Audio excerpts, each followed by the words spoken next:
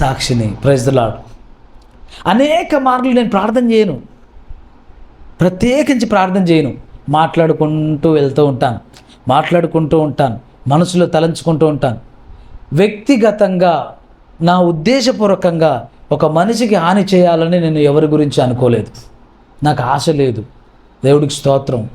ఎందుకంటే ఇంతకుముందు భక్తి వల్ల మాత్రమే, విశ్వాసం వల్ల మాత్రమే అలాగుండేది. ఇప్పుడు అనేక అనుభవాల వల్ల కూడా నేను అలాగే మారిపోయాను. విశ్వాసం, భక్తి మాత్రమే నన్ను బలపరచలేదు, నాకు దేవుడు నాకు ఇచ్చిన జీవితంలో ఇచ్చిన అనుభవాల వల్ల కూడా నేను ఇంకా మార్చుకున్నాను. ఎవరిని ఏమన్నా ఏం సాధిస్తాం? Praise the lord. ఎవరిని ఏమన్నా అని ఏం శోధిస్తాం, ఏం జయిస్తాం, ఏం గెలుస్తాం, తర్వాత మనం ఏమంతా నిలబెట్టుకోగలుగుతాం? Praise the lord. నేను ఒకటే మాట అనుకుంటాను, మనిషికి 40, 50, 60, 70 లెక్క లేదు. ఎప్పుడు పోతున్నారో తెలియట్లేదు, ఎప్పుడు ఏం జరుగుతుందో తెలియట్లేదు.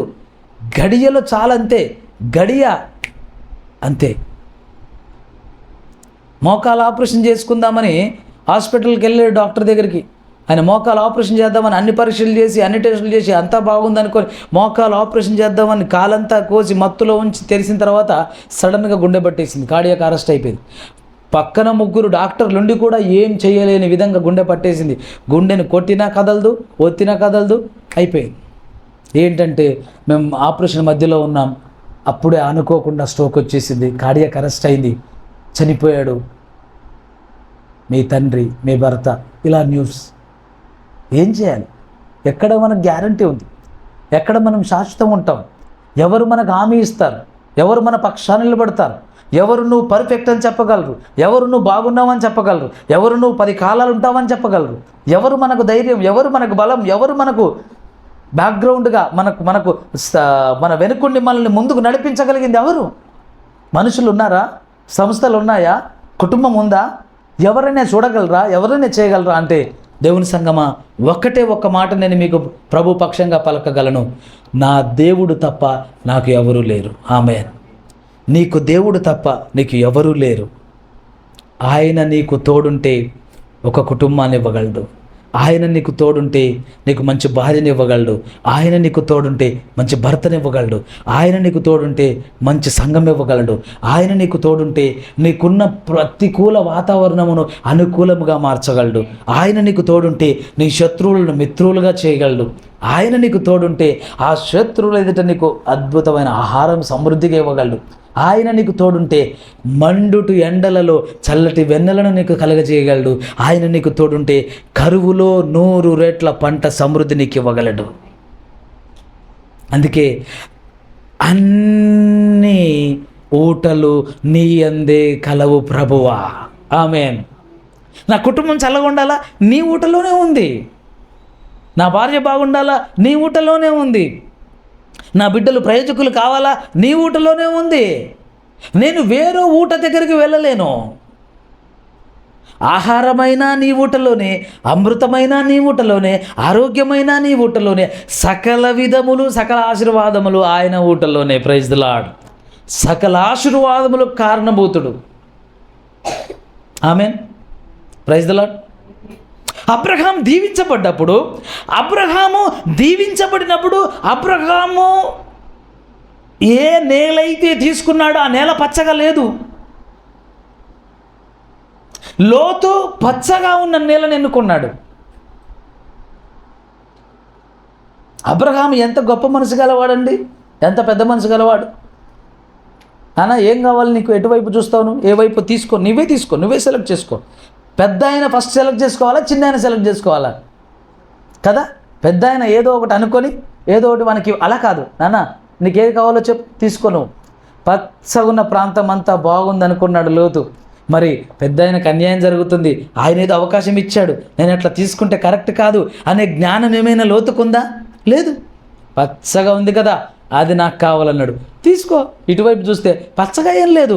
కానీ ఎప్పుడైతే అబ్రహాం అడుగు పెట్టాడో దేవుడు పచ్చగా మార్చాడు. హల్లెలూయా. పచ్చగా ఉన్నదని లోతు తీసుకున్నాడు, పచ్చగా ఉన్నదని అక్కడ నివాసం ఉండడం మొదలుపెట్టాడు. కానీ ఒక దినం వచ్చింది, అగ్నికందకాలు కురిశాయి, అక్కడ నాశనం అయిపోయింది, బూడిదైపోయింది అక్కడంతా. కానీ అబ్రహామున్న చోట ఎండిపోయిన నేల కానీ పచ్చగా మారింది, సమృద్ధితో మారింది.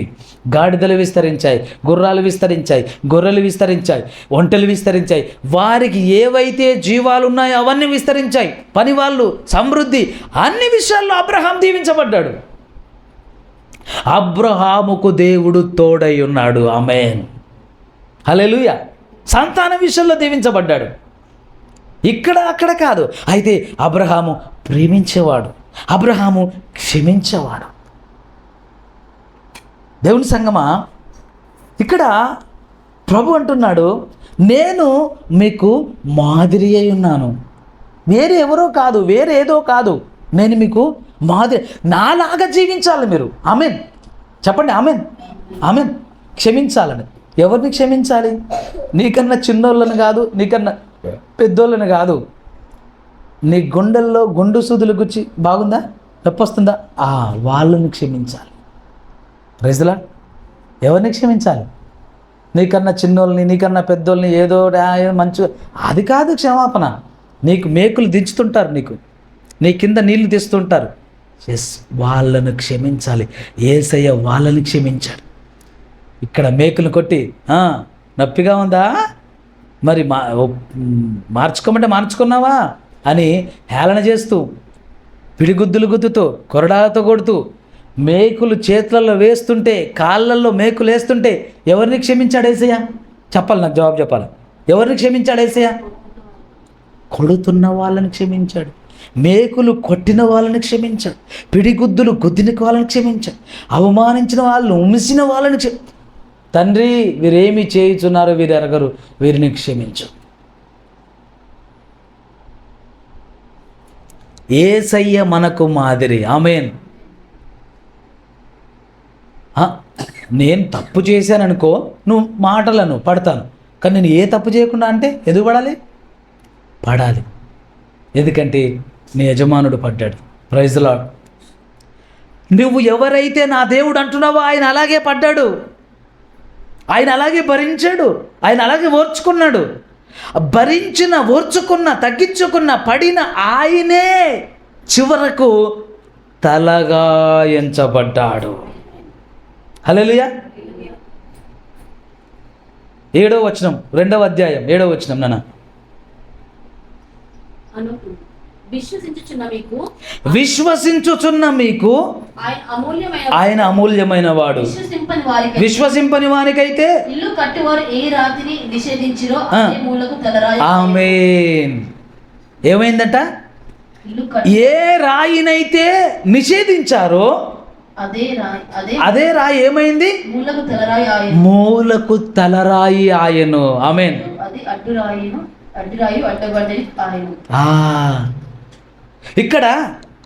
ఇక్కడ మేకు లేసి సిలువకు కొట్టిన ఈయన అక్కడ ప్రధానమైన ద్వారంలో అడ్డుండేది ఎవరు?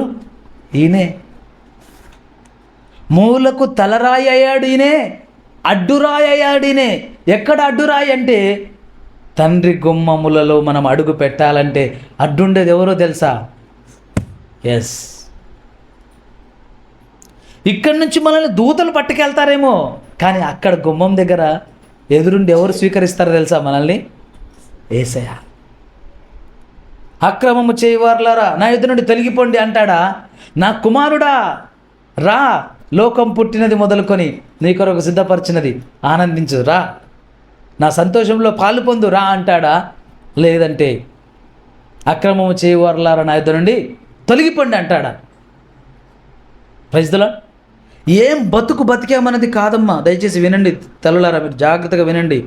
ఎప్పటికీ వాక్యం దొరుకుతుందని మీరు భ్రమపడొద్దు, మోసపోవద్దు. ఏదో వాక్యం విన్నాంలే, అది నాకు తెలిసి వాళ్ళకన్నా రోత ఇంకో ఉండరు. ఇంకా ఏదో వాక్యం విన్నాంలే, వెళ్ళాంలే చర్చికి, నువ్వు అంతే మారవు. ఇంకా అలాంటి భ్రమలో మీరు వాక్యం వింటే చిన్నోళ్ళైనా పెద్దోళ్ళైనా చెప్తున్నా అర్థం ఖచ్చితంగా గుర్తుపెట్టుకోండి. ఆయనే అడ్డురాయి. ఆ రాయిని దాటాలంటే ఆ రాయిలాగా మనం మారే తీరాలి. నిప్పు మాత్రమే నిప్పులో కలుస్తుంది, ఇంకోటి కలవదు. Praise the Lord. అవునా కాదా? నిజమా కాదా? నిప్పు ఏమవుతుంది? నిప్పులో కలుస్తుంది. నీళ్ళు ఏమవుతాయి? నీళ్ళలో కలుస్తాయి. నిప్పులో నీళ్ళలో నిప్పు కలుస్తాయా? కలవు. ఆయన ఏమై ఉన్నాడు? దహించు అగ్ని అయి ఉన్నాడు. మనం అలాగే మారిపోవాలి. ఆయన క్షమాగుణము గలవాడని మనం అలాగే మారిపోవాలి. ఆయన ప్రేమై ఉన్నాడు, మనం అలాగే మారిపోవాలి. ఆమేన్. మనం ఆయనలాగా మారినప్పుడు, ఆయనలో వెళ్ళగలుగుతాం. ఆయన మనలో ఉన్నప్పుడు ఆయనలాగా మనం మారగలుగుతాం.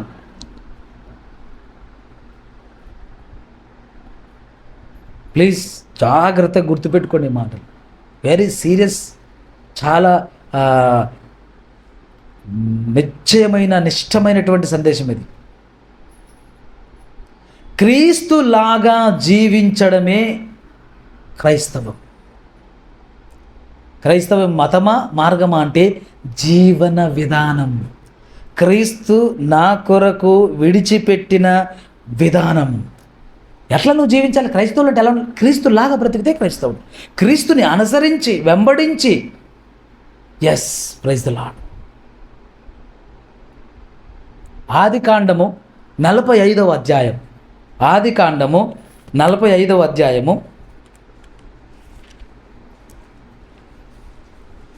మొదటి వచనం నుంచి చదువున్నాను.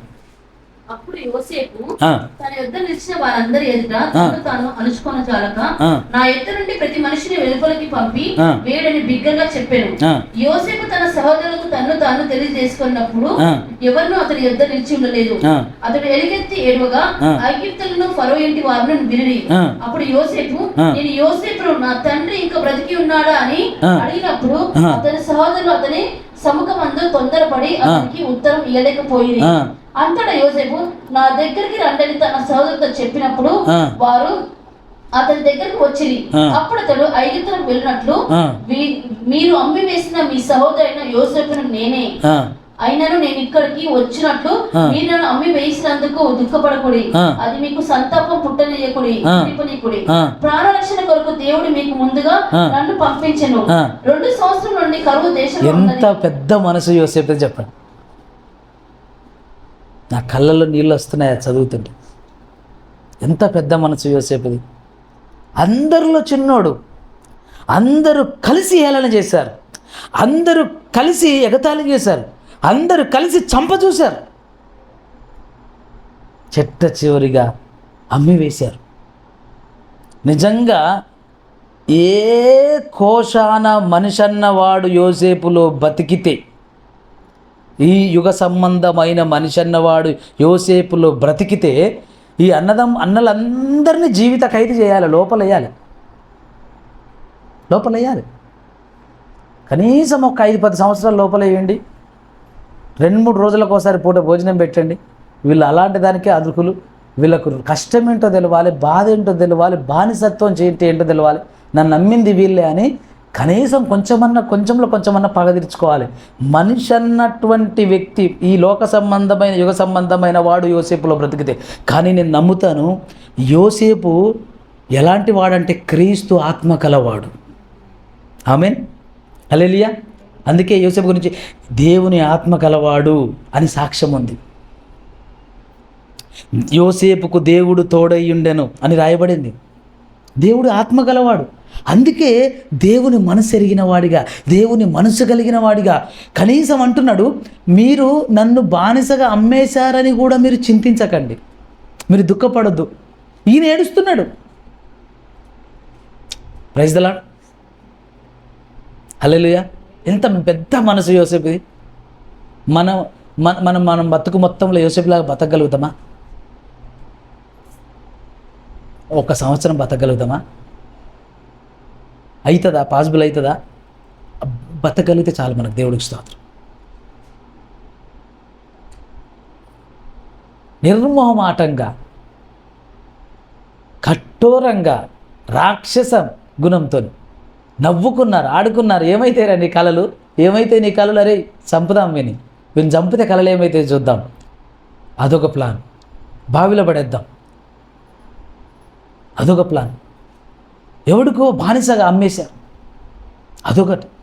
ఎన్ని చేస్తే వాళ్ళని పట్టుకొని, వాళ్ళని చూసి, వాళ్ళని దగ్గర తీసుకొని ఏరున పెద్దగా ఏడ్చి, నా తండ్రి ఇంకా బతుకున్నాడా, మీరు అమ్మి వేసిన తమ్ముడు నేనే. కానీ మీరు ఏడవద్దు, దుఃఖపడొద్దు. ఈ కార్యం దేవుడే జరిగించిండు, మనకు ముందు ఆహారం కావాలని. దేవుడు చేసిన కార్యమే కానీ మీరు నన్ను ఏమాత్రం అమ్మలేదు, బాధ పెట్టలేదు, మీరు ఏడవద్దు, మీరు దుఃఖపడొద్దు అంటే కేవలము తండ్రి వీరేమి చేయుచున్నారో వీరు ఎరగరు, వీరిని క్షమించండి అన్న క్రీస్తు మనస్సే యోసేపు మనస్సు. క్రీస్తు ఆత్మనే యోసేపులో పనిచేస్తుంది. హల్లెలూయా. ప్రార్థన చేసుకుందాం. సర్వోన్నతుడైన దేవానికి స్తోత్రాలు చెల్లిస్తున్నాం ప్రభువా. యజమానుడా, నీ గాయపడిన హస్తాలకు మా సమస్తం అప్పగించుకుంటున్నాం నాయనా. మా ప్రాణాత్మ దేహములు నీకు అప్పగిస్తున్నాం దేవా. యోసేపుకు తోడున్నట్లు దేవా నీవు మాకు తోడుండు నాయనా. నీవు మాకు మాదిరి అయి ఉన్నావు, నిజమైన మాదిరి అయి ఉన్నావు నాయనా. తండ్రి వీరేమి చేయుచున్నారో వీరు ఎరగరు, వీరిని క్షమించుడే అని నువ్వు సిలువలో ప్రార్థించినట్టు యోసేపు తన అన్నలను క్షమిస్తున్నాడు. నీవు సిలువలో నీకు సిలువ వేసిన వారిని నువ్వు క్షమించినట్టే యోసేపు తనని అమ్మివేసిన అన్నలను క్షమిస్తున్నాడు. అయ్యా, మేము మరి ఒక యోసేపు వలె మేము ఉండుటకు మాకు సహాయం చేయండి.